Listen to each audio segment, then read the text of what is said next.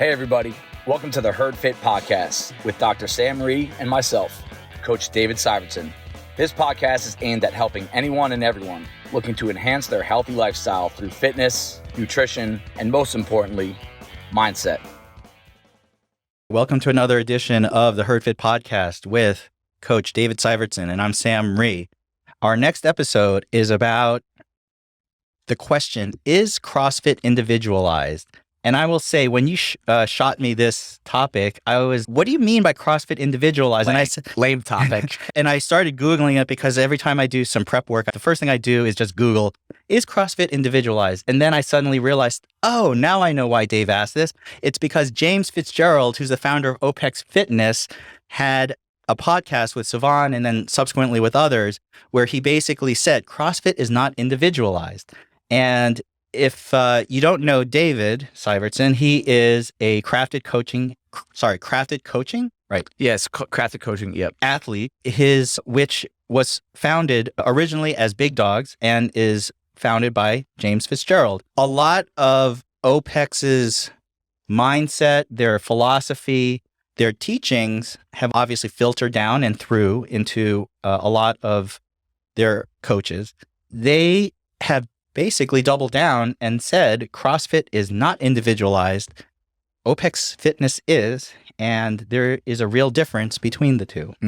So let's open with that and go ahead and you tell me what sparked this interest in it for you. So I'm CrossFit biased, all right, but I took the OPEX course to improve my coaching, but also I have a little bit of a side business that's called Next Level Program, and that is an individualized coaching program that's primarily done online, but a lot of the people that are on that program are from the gym, so I do get to see them.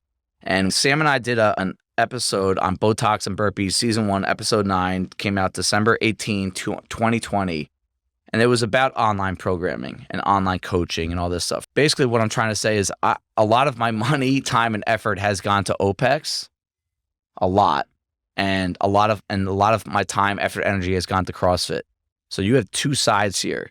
And I see so many similarities between the two, but from my perspective, it seems like they're constantly going back and forth with each other. So when James Fitzgerald said CrossFit is not individualized, Dave Castro got wind of it, got really angry, and went online and made a bunch of posts, stories about CrossFit being individualized in his normal passive-aggressive, sarcastic way, made a few digs at them. I don't want to go into the drama behind it. There is a backstory between James Fitzgerald, the original winner of the CrossFit Games, and Dave Castro and CrossFit.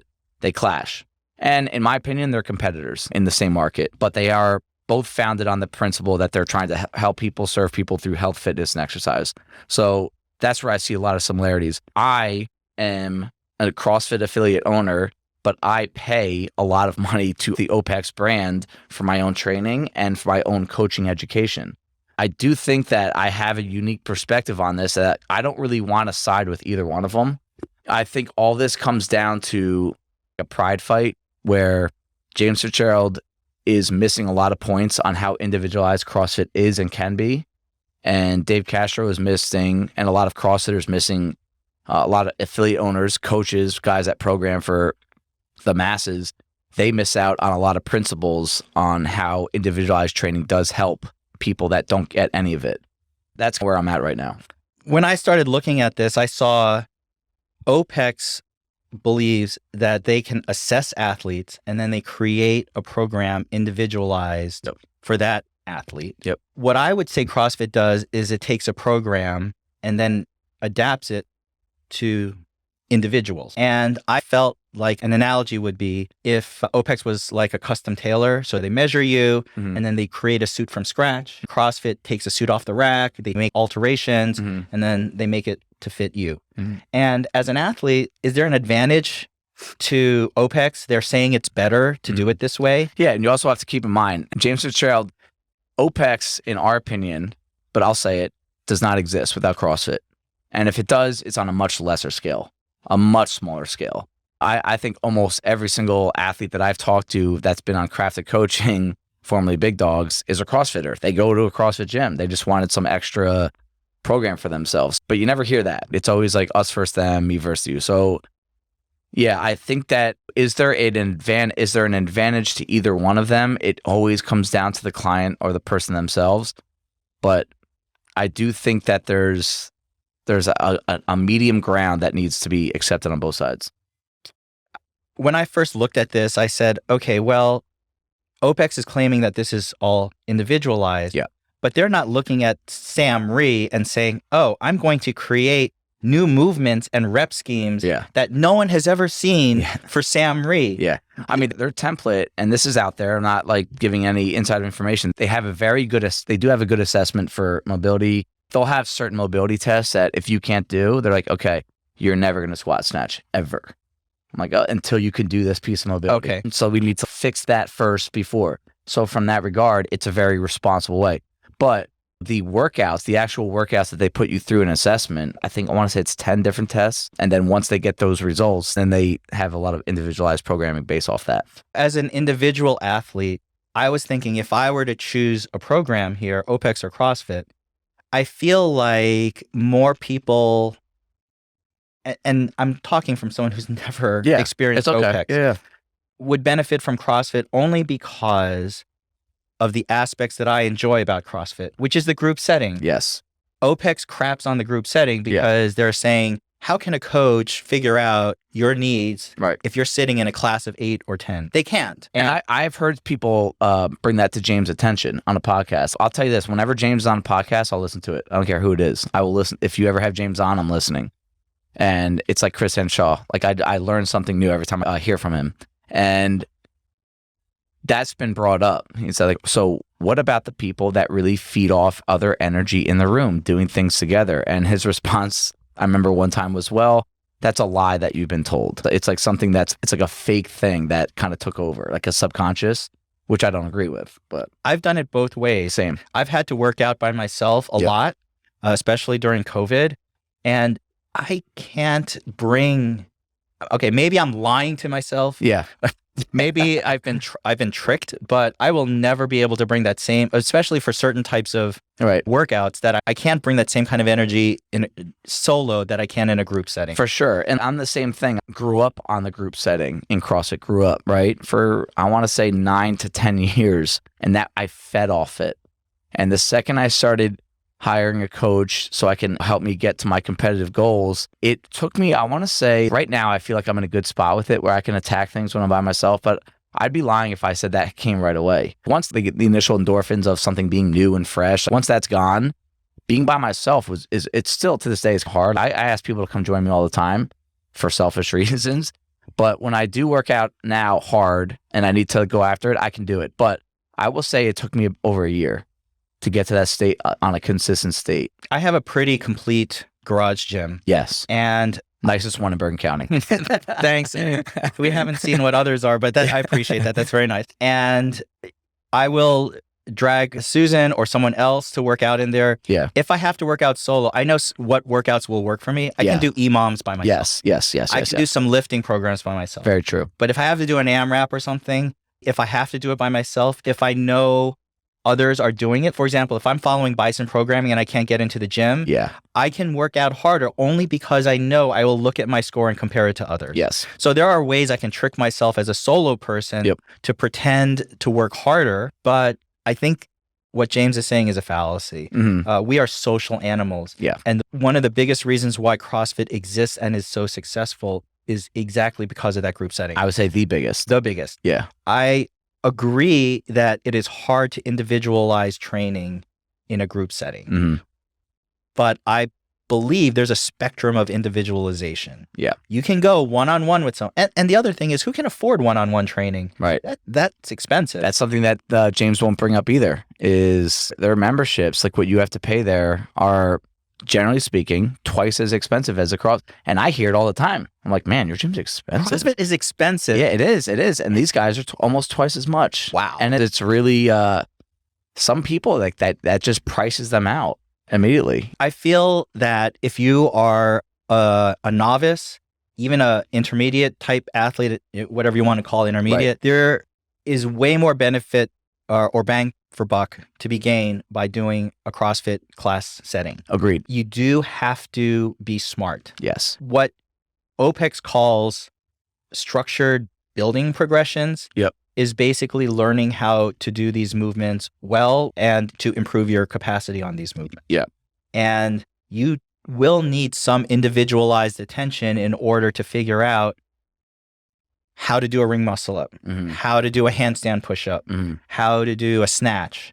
And it's true. If you only show up for group classes and those group classes have 12 and you don't actually spend any time or more or 15 or 20 sometimes in the morning, it's going to be hard to get that care and attention that you're going to need. Completely agree. And we see that sometimes. There are some people that don't care about the individual attention. There are some people literally need it every day.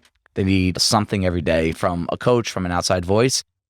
And this is where it's partially on the coach, partially on the people that own the gym to make sure you're not jamming too many people in there at once, putting your coaches in a position to succeed. But also it's on the athlete's shoulders that this is where my opinion of CrossFit being individualized, it is individualized. You can come in, like yesterday, Matt Wytrack back in, getting his groove back, and we had snatches in yesterday's workout.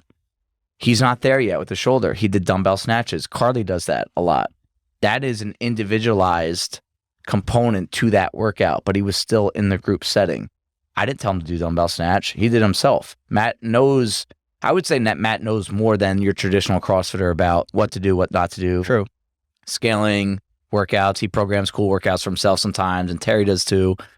But he knew coming in. In my opinion, we call it scaling. And that's where Dave Castro said that is what individualized is. It's scaling. I could tell you this right now. My coach programs workouts for me that he programs for other people. But if I'm less capable or more capable, certain volume is tweaked. I did a workout today that had ski erg and 8 ring muscle ups. That 8 wasn't pulled out of thin air.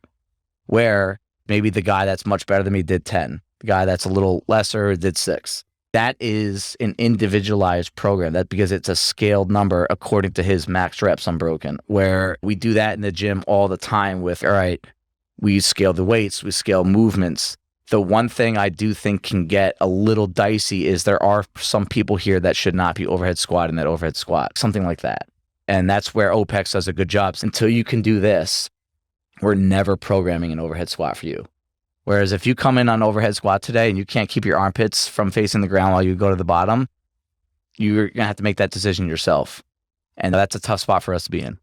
I think that gray area for CrossFit is where OPEX does do better. Yes. I have hurt myself because I thought I could do things. Yep. And I was either, my ego was cashing checks that my body couldn't handle, Yep. or I just wasn't knowledgeable enough. And coaches can't see what you do. And you could, I have no problem with you saying, hey, a coach probably should have told me I shouldn't.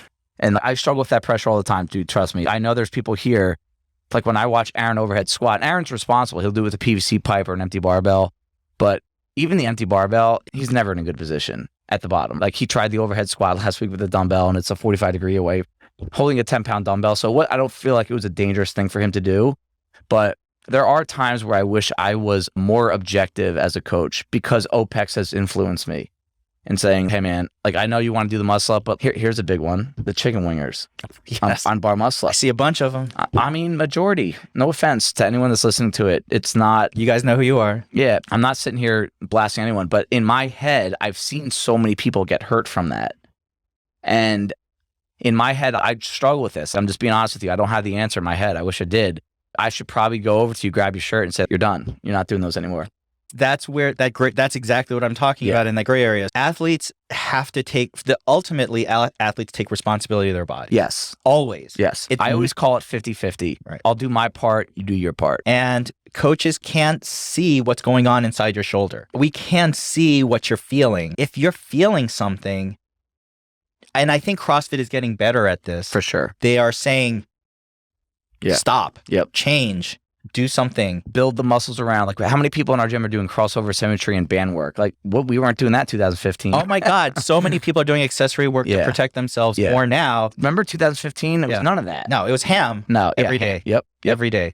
And I'm seeing high level Natalia, one of our best athletes, said, shoulder's not doing great. I'm going to switch to GHDs instead of this. Yep. That mindset was not there several years ago. And I feel like it's more pervasive now. Yeah. And I think most people realize, listen, my shoulder's not feeling great on the rig. I'm going to do leg lifts. Yeah. And I think that helps all of us in terms of our culture, in terms of new athletes looking at people saying, wow, that guy's really good. Yep. And yet she's scaling this. Right. And I even think that's one of our goals of this podcast is we've had RX versus scaled. What does RX mean? Does scaled mean you're bad? Does RX mean you're good? I think that's something we never talked about back in 2014, 2015, maybe even 2016. But now, hopefully, some of that listen to this podcast are influenced by the fact that it can't always be a badge of honor if it can't be done safe. Yes, you can always have it as a goal to RX every workout that we ever do here. There's very few people that can do that. But the stigma behind scaled and RX has changed because of leadership, because we have so many athletes in this gym, not even coaches, just they're good examples for others to see. But we've been put through things. We've learned from mistakes. As much as I want to say we've been in this game for a long time, we're still figuring things out. Longevity is super important. Yeah. And listen, I still get bit. Oh, yeah. All the time. And it's still a learning process for me and my body too. And I think I know what I'm doing at this point, but I'm still being very careful for everything. And I think that culture is now permeated better and better. Yeah. And so with OPEX, this is another thing where individualized programming can be a detriment, is sometimes you don't really know what you're capable of physically until you're in the environment. Now, Fitzgerald's response would probably be, well, that person needs to suck it up or figure out how to really test himself by himself. But I think this all the time, that I don't want to put rules on people all the time. I know that we're working with adults. That's partially why I like working with adults as opposed to kids. I don't feel as responsible for their decision making because kids are immature. They're not developed yet. Right? So you need to really hold their hand. Where if you're a 20, 30, 40-year-old adult and we give you a suggestion and you decide not to listen to it, all right, I'm not even going to feel disrespected, but you're an adult, you make your decision. But here on OPEX, I follow a lot of their coaches and I respect them a ton. And Coach Sam Smith, I think he's now the head coach of Crafted Coaching, the competitive side. And he made a post. I'm going to read it. It's going to take a couple minutes, called "Should You Compete in the Open?" And I'm going to try to tie this to my interpretation as a CrossFitter, CrossFit coach, CrossFit owner, CrossFit athlete, but also someone that's in Crafted Coaching as a competitive athlete. I feel like I'm like cheating on someone. But should you compete in the open? If you can't perform the work required to prepare effectively, then you aren't capable of competing yet. If someone says otherwise, they are probably trying to sell you something. That's a very OPEX way of saying things. In early October, Ahmed told me he wanted to compete in the open. So that's a few months ago. I met him halfway and gave him specific benchmarks he would need to hit by the end of the year in order to be able to compete in the open. Here they are. Snatch, 165 plus. His PR at the time was 130. Clean and jerk, 225 plus needed. His PR was 175.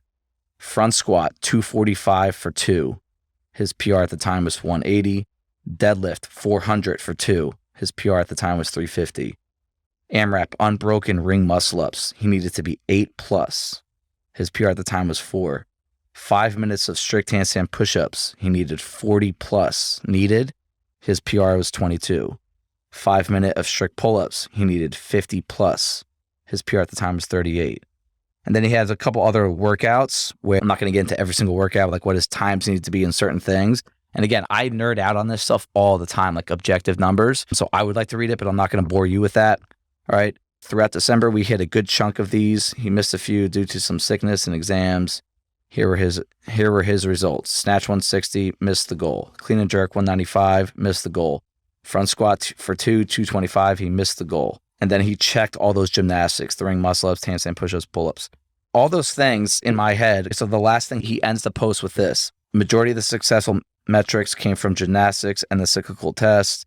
This gives me some insight on what areas might have potential for faster improvements. All things being equal, strength and power adaptations are the long-term game. If you have a goal of performing well in a competition, it would behoove you to prepare for it. Goals have various prerequisites in order to prepare effectively for them.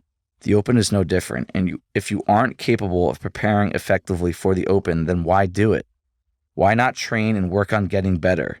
This is the approach I take with my clients. If you can't perform the requisite training in preparation for the task, you are not yet ready for it. Stay patient, stay consistent, keep training.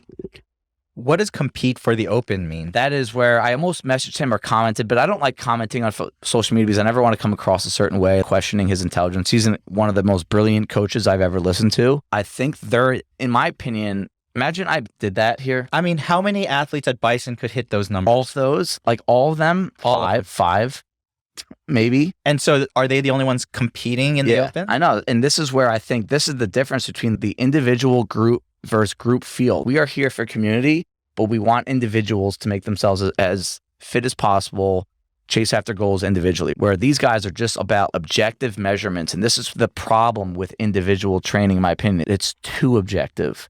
And when James Fitzgerald talks down on the group training, the CrossFit side of it, he always likes oh, just throw a bunch of people in the room, go 21, 15, 9, have fun, go puke after. That's almost like disrespect to what we do. Absolutely. And I think there are probably some shitty gyms out there that do that way. And that is the 2007 version of CrossFit, but you're stuck in those times where there's a lot of sophistication in CrossFit now.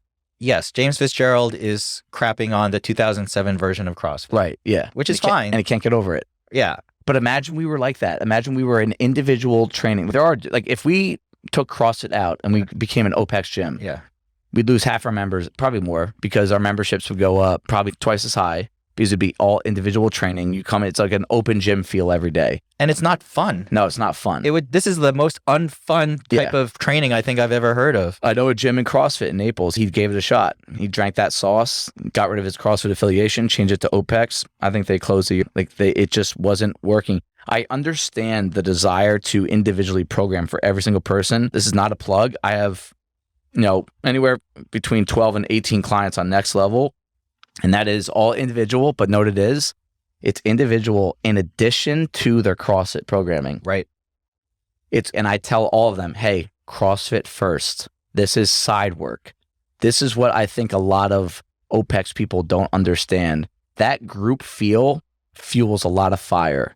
But yes, there are people that want to work on snatching, long endurance, certain cyclical work, conditioning workouts, specific things that those people need work on. Susan, Sam's wife, works on things that are very different than Dave Boak. All right? They have very different weaknesses and strengths. I individually program templates for them. And every now and then they do the same thing. There's a couple conditioning workouts that are similar or the same. But the common ground between the two of them is that I know they're going to bison wad 3, 4, 5 days a week. And they love it. Yeah, and they love it. I love watching Dave Boak come in at 5 a.m. And chase after it. Yeah, no, I'm seeing, as a coach, I'm seeing his improvements in CrossFit Bison workouts because of Next Level. I remember you said for Kathleen, for training for Legends, if I pulled her out and had her in a corner doing her own thing, she would get worse. She'd get worse. She'd get worse, no doubt. And it takes a tremendous amount of discipline to try to follow some sort of individualized training. Very, very difficult. And some people might be able to do that. Mm-hmm. But even the high-level athletes, the thing we were talking about before, their programs, the higher level you get, start to all look the same. Yeah. Because you're hitting those numbers. How can you hit those numbers? There aren't 15 different ways to train to lift heavy, to do more gymnastics. Right. Those methods are time tested. Yep. There are programs that are time tested. You look at all of these top athletes and you looked at their weekly programming, not the structural build progression, which OPEX says, but when they're actually training for the games, they're probably really similar. Oh, yeah. They're woefully similar. Like the difference between, yes, this girl's doing 20-pound wall balls and that guy's doing 75-pound thrusters. Yes, you can say the workouts are different, but they're not. I think that if you put every games athlete or every high-level athlete's training on the table, they would be big picture. They would be almost identical. And everyone's who's got the secrets now? Who's got the secrets now? I mean, Matt Fraser's coming out with the book soon. I pre-ordered it, and maybe there'll be some secrets in there. But I can't stand it when people say I'm not going to give out my secrets. Shut up. You don't have secrets. You just have to train, be consistent, stay healthy. And you want to know what a lot of these big-time games athletes now are doing and these big-time training programs? They convince the masses that if you do what Danielle Brandon does, you're going to be a games athlete too. Like, they're getting together. These training camps. They're grouping. Yeah, they're group fitness. Yeah, they probably all have individual things that they get programmed for. Of course. Accessory. Of course. That's what individual training is to me. It's accessory. Yeah. But then they come together and they do CrossFit. And I think that's one thing that gets lost on a lot of people. And that's why I still, if it makes sense for my body, like I get into as many classes as I can, because at the end of the day, you want that taste. I don't care if it's thrusters and burpees or if it's rowing and muscle ups. I don't care if it's pull-ups and box jumps or double unders and wall walks. I want that taste, and it's the same exact thing. It's just different movement patterns. And yes, there's a lot of responsibility that needs to be put into, and you do want an engineer at the top of whatever coaching program you have, making sure you touch on everything, different time domains, different movement combinations, complementary, non-complementary. I think that the beauty of this is that it really can be anything, but you're really going towards the same goal. I almost feel James Fitzgerald reminds me of some of my mentors who had so much knowledge about stuff. Yeah, he is really one of the smartest people I've ever listened to. That they started obsessing about little things. Yeah. It is true, but in the broad, messy practicality of life, right, doesn't really make a huge difference. Yeah, it's out of touch. That's where I really do feel like it's out of touch. And even I've heard my coach, Henry Toronto, who I respect a lot, he's even said this. He's sometimes like that comp train program from Ben Bergeron that thousands of people are on, it does work for some people. But it's more out of luck. Hey, they focus on things that guy sucks at, so he got better, but the person that was already good at it didn't get better. That's not as individualized. We just talked about big picture with we're all doing the same thing. It's just we're coming from different roads, but we all converge at the same path at some point. And I think what happens a lot is you have a bad streak, right? You have a bad open. You didn't do as well as the person that you always want to beat, or you just didn't do as well as you did last year. And that's where it's like, all right, it's the program's fault. I'm not individualized enough. And trust me, I've gone down that path. I have a coach right now, so I'm not coming down on that thought process at all. I wanted a different voice. What's unique about my situation is that I program everything here. I program all of Next Level. I program all of Bison. I wanted to get away from myself. That's why I wanted to do it. It wasn't because I'm like, this guy's going to get me to the games. So he's definitely helped me. And that's a topic of debate that I have with Ash all the time because of finances. It's like, all right, you're paying this coach. Do you really think he's going to do things for you that you can't do for yourself if you consider yourself good at programming? But I do think so yes, like that individualized side, it does help me to have an outside voice, but it has nothing to do with the fact that CrossFit can't be individualized and scaled and changed per person. I agree. All right. Thank you, everybody, for taking the time out of your day to listen to the Herd Fit podcast. Be on the lookout for next week's episode.